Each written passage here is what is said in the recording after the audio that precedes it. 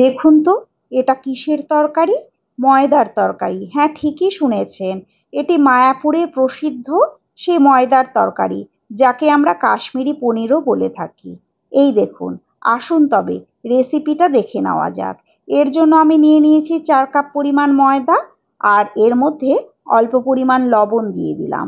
তারপর অল্প অল্প করে জল দিয়ে একটা ডো তৈরি করে নেব।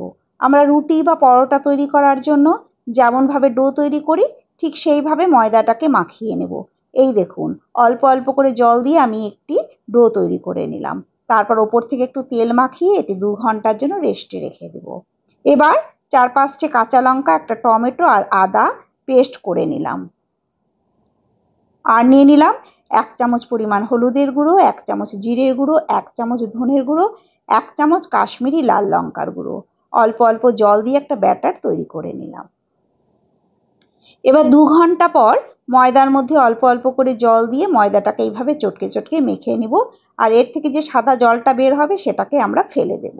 এইভাবে অন্তত পক্ষে 20 বার অল্প অল্প করে জল দিয়ে তারপর ময়দাটাকে চটকে নিয়ে জলগুলোকে বের করে দিতে হবে। এবার যখন দেখব ময়দার মধ্যে জল দিলে পরিষ্কার জল বের হচ্ছে, তখন ভাববো আমাদের রান্নার জন্য এই ময়দার ডো একদম তৈরি।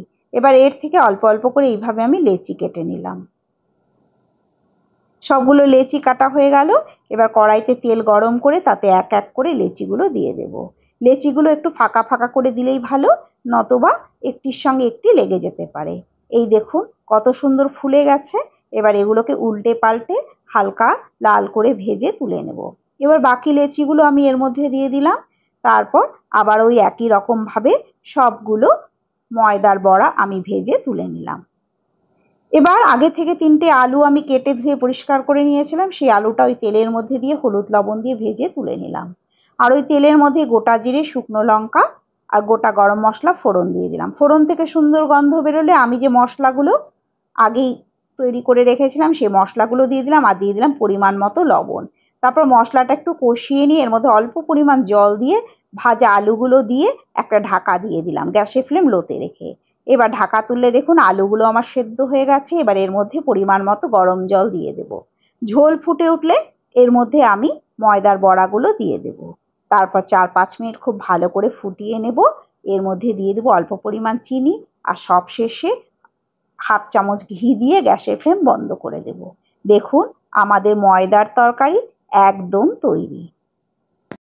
গরম গরম ভাতের সঙ্গে এই তরকারি খেতে জাস্ট অসাধারণ লাগে।